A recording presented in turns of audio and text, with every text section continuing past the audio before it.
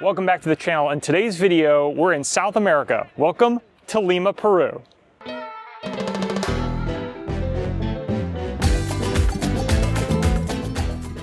This is a city where ancient history collides with incredible food and buzzing modern life. Get ready because we're diving headfirst into the heart of Peru, the incredible, the vibrant, the unforgettable capital of Peru, Lima. From amazing ceviche to breathtaking ocean views, we're uncovering all the must-see spots, hidden gems, and delicious bites this amazing capital city has to offer. So buckle up because your next Peruvian adventure starts right now.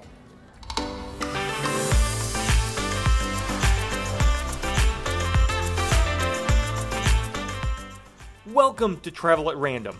We're Trevor and Ryan. This channel started out of a love of travel. We're here to share unbiased and self-funded trip reports, hotel and flight reviews, and travel advice. We hope we inspire your next getaway. Check out our playlist in the description and browse the channel. If you enjoy this video, please hit that like button and subscribe to keep up with our latest content. Thank you for watching. Now let's hit the streets of Lima.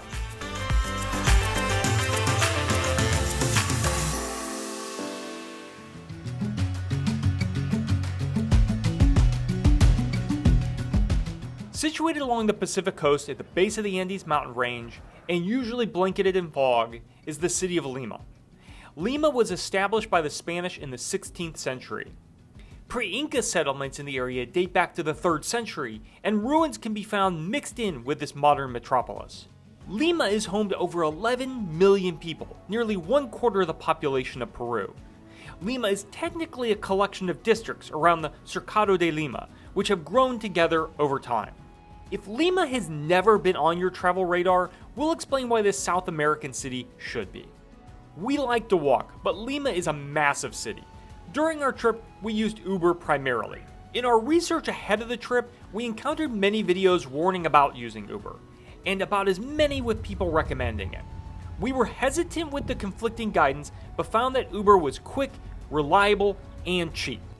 We used Uber Black, which was reasonably priced, with most of our trips costing around $6 to $12 US. Yes, you heard that right. Most Ubers were under $15 US. While the cars were not black cars by US norms, we found them to be a safe and reliable way to get around town. The drivers were friendly, and with Uber, you don't have to worry about negotiating a taxi fare. Taxis in Lima don't use meters, and you have to negotiate a fare in advance. There is a public transit system made up of various types of buses, but unless you're really adventurous or very familiar with the area, you probably don't want to use them. The smaller buses are rustic, doors optional, and they take the hop on, hop off literally. They often don't even come to a full stop, with passengers hopping off as they slow down. There is also a larger bus line that connects 12 of the central districts. You need to purchase a rechargeable card at the station. Every time we saw one, it was very full, as in standing room only full. The buses operate in their own dedicated lanes and bypass a lot of the crazy traffic you'll encounter in Lima. The stations are not near the popular tourist areas, so it's more locals than tourists. We'd suggest sticking with Uber or a taxi. We've been to some pretty interesting cities, and I think I'd rather drive in Bali than Lima. If you know, you know. Now, let's dive into 10 things you should experience in Lima, Peru.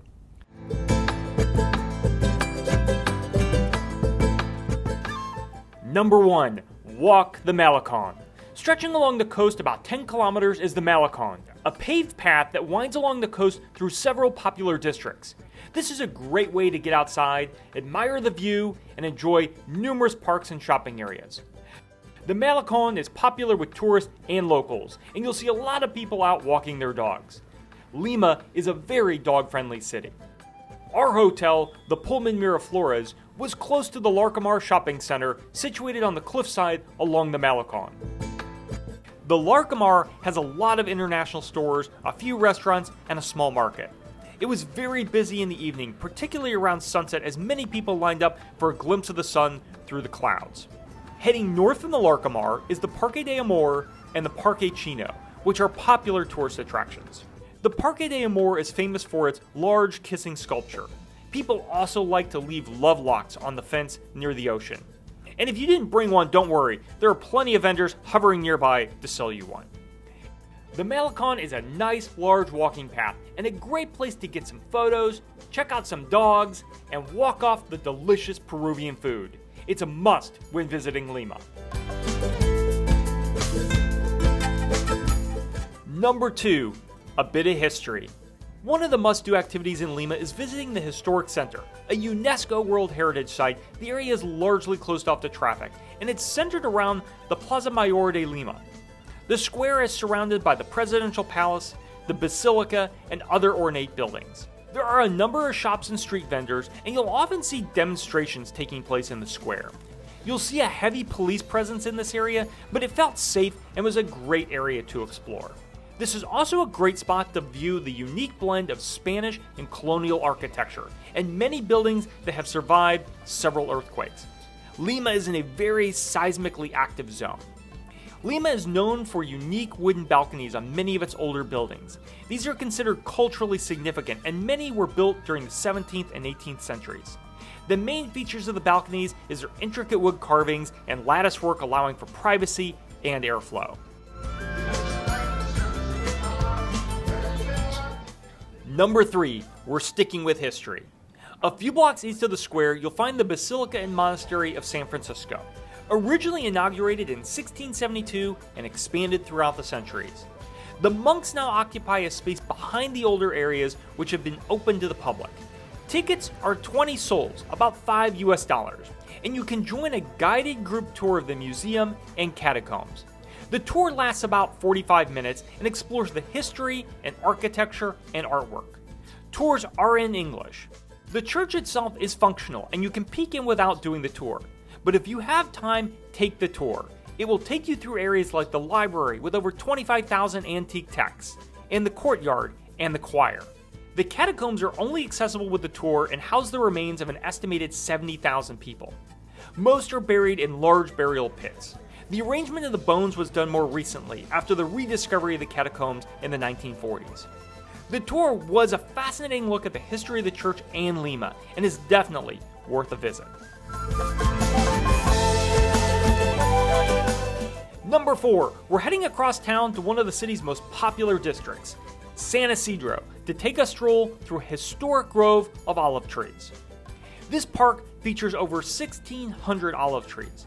The trees were planted in the 1560s and originally came from Seville in Spain. It started with just 3 trees that survived the journey, and by the time Peru gained its independence in 1821, there were nearly 3,000 trees. The Spaniards cut down and damaged many of the trees when they left, but the grove survived. In the 1920s, the land was split up into 41 lots, and homes were built on the grounds, many incorporating the olive trees into their landscaping. In 1959, 57 acres were designated a National Monument of Peru. The park is very popular among locals, and it's well maintained and well lit at night too, and patrolled frequently. And yes, they do actually harvest the olives.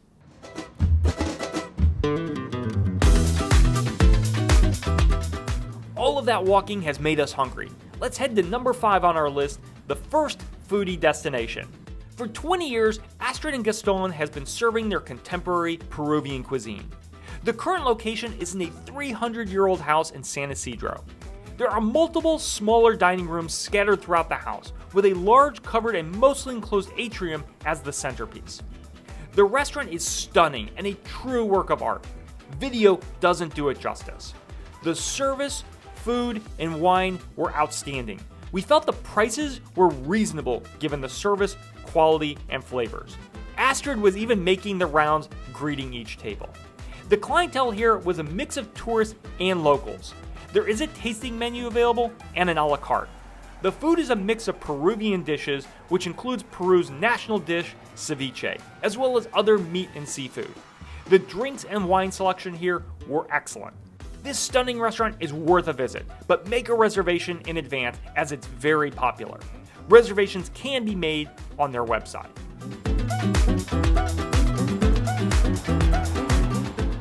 Number 6, we're leaving San Isisdro. Now we're heading to the popular district of Miraflores. Kennedy Park is popular with tourists and locals alike. Surrounded by restaurants and shops, it's the unofficial main square of Miraflores. This is actually two conjoined parks. The larger Parque 7 de Junio commemorates the Battle of Arica between Peru and Chile in 1880, and the date is on their national flag. Kennedy Park honors U.S. President John F. Kennedy and the impact his Alliance for Progress had on promoting democracy over communism in Peru in the mid-20th century. The park sits adjacent to the Virgin Milagrosa Church, which was built in 1929. The parks are also a shelter for cats, which you'll see lounging about the park, napping, and looking for some pets. Locals take care of the animals, and you'll see cat houses throughout. There are also signs with information on adopting the cats from the park. We were there on a Sunday, and the park was a hub of excitement. Local artists were selling artwork, street vendors selling food, and the Chubaca Granada Amphitheater was rocking with music and dancing throughout the day. In fact, we'd say there were more locals than tourists. Number 7. Huaca Pucllana. As mentioned earlier, there are several pre-Incan archaeological sites spread across Lima. One of the largest is the Huaca Pucllana in Miraflores. The site has a museum and offers guided tours. While we didn't have time for a tour, we did have dinner at the restaurant, which features a terrace where you dine looking at the lit up ruins. This restaurant is a bit of a tourist spot, and I'll say all of the tables around us were tourists and even large tour groups. But the food was good with a range of local and international dishes, and prices were reasonable and the views were great. Our recommendation is to either visit the museum during the day and tour the ruins, or make a dinner reservation and dine with a view. Number 8 isn't just a single item, it's a menu of foods you should try.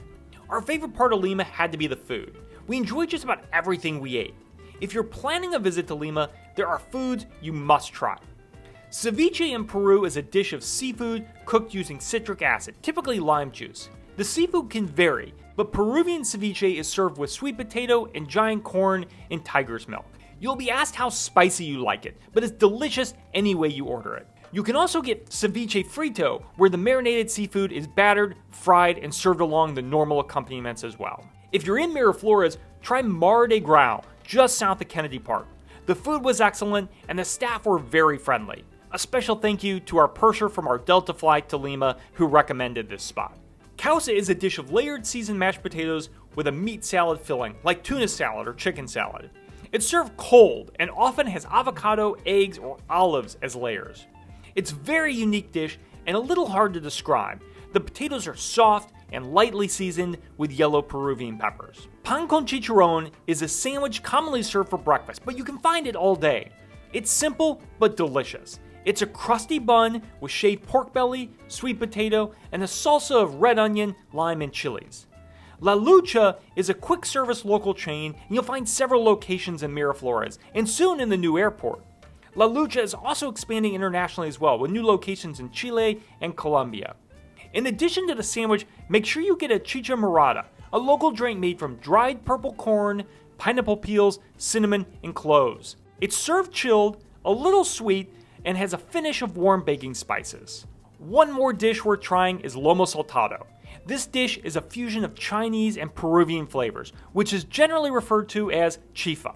Lomo saltado is normally made with sirloin or another cut of beef, stir-fried with peppers and onions, and covered with a soy-based sauce and served with fried potatoes or french fries. It's a simple dish, but when done well, it's very tasty. These are some great Peruvian food options that you'll find all over Lima, and you definitely won't go hungry. For number 9, we're going just south of Miraflores to the popular area of Barranco. This is a great spot to take a stroll, check out the murals and local artists, and grab a coffee.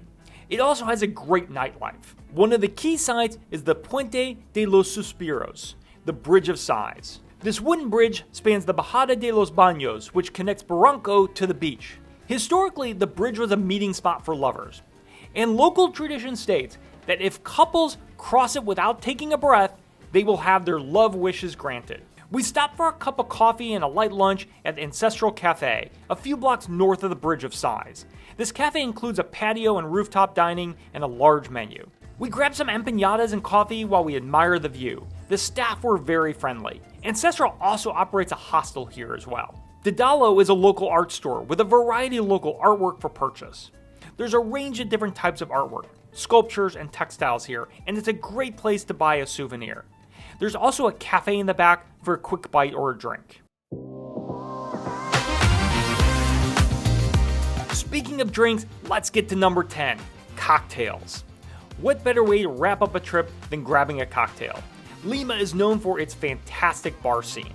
We're going to highlight two, but first, you'll have ample opportunity to try what many consider the official drink of Peru, the Pisco Sour. We had many different variations. Some are simple, some included other flavors. Think of it as different variations of a margarita. Pisco is a brandy-like liqueur made with fermented grapes. Peru is famous for its pisco and takes this spirit seriously. As the name suggests, a Pisco Sour is a mix of pisco, lime juice, simple syrup, egg white, and topped with a couple of dashes of bitters. A good Pisco Sour is sweet and sour, but a good balance of the two. If you're looking for something really creative, make sure you check out Carnival. Located in San Isisdro, Carnival has been included in the list of the top 50 best bars in the world, the first in Peru to make the list. This popular bar features a large range of creative cocktails. Showmanship is front and center. There's even an ice room where you can see them creating the unique ice cubes and artwork for their drinks. The menu is structured like a personal journal and includes a long list of unique cocktails. The first few include intricate drawings and notes about the cocktails and their creative serving methods. The drinks range from tweaks on classics to completely unique cocktails. We tried the colorful Carnival, which is one of their signature drinks, served with a shroud of fog and a lantern. This drink was well balanced with gin, pineapple, chartreuse, lemon and wheat beer, and a tricolor garnish. The truffle-infused last word was a take on a traditional last word, which included gin, Luxardo liqueur, and chartreuse with a truffle accent. This was good, and the truffle was very unique. I tried the Carnival Old Fashioned, which was made with a blend of whiskeys. Our waiter told me it was more on the sweeter side, and he was correct. It actually reminded me of a rum Old Fashioned. And the last drink we tried was a Patron-based cocktail. This one was decent, but a bit more show than substance.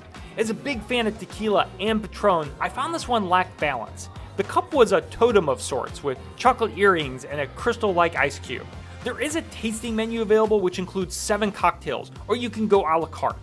Cocktails here are about $15 to $18, which is a bit on the high side for Lima, but reasonable compared to other big city bars. For reference, many bars in Lima charge between $8 to $12 per cocktail. Carnival offers online reservations. We both felt that the experience outweighed the drinks themselves. The ambiance, showmanship, and the aesthetic were worth the visit. The drinks were good, but seemed to be trying a little too hard. If you're looking for something a little more outside the box, you'll want to check out this next bar. In the northern end of San Isidro, you can find the Parrot Shadow, a tiki bar in a quiet neighborhood. This unassuming bar leans on the quiche and serves an array of tiki-style drinks with a heavy focus on rum. I had a rum Old Fashioned, and this was fantastic. A good mix of smoky, rich, and a touch of sweetness. Trevor had a Saturn, which is a gin-based tiki cocktail that also includes lemon juice, passion fruit syrup, falernum, and orgeat. Both of these cocktails were excellent, and the staff were super friendly. If you like rum, this is the place, with an extensive list of options available. The bartender was also very knowledgeable. Many of the drinks here are in the $9 to $12 range. So there you have it, our picks for the 10 must-see, do, eat, and drink in Lima, Peru. This was our first trip to Lima, and we had a great time. The people are friendly, and the food was great. We really weren't sure what to expect, but if you are a lover of history, great walking tours, food and drink, there's a lot to see and explore here in Lima. Make sure to check out our entire Lima, Peru playlist, including our flight reviews and our hotels worth checking out. This includes the Pullman Hotel Miraflores, and coming soon, the Hyatt Centric in San Isidro. If you like this video, please give it a thumbs up and hit that subscribe button to stay up to date with our latest content. Both of these things really help out our channel, and we appreciate it. Thank you for watching. We'll see you on the next adventure.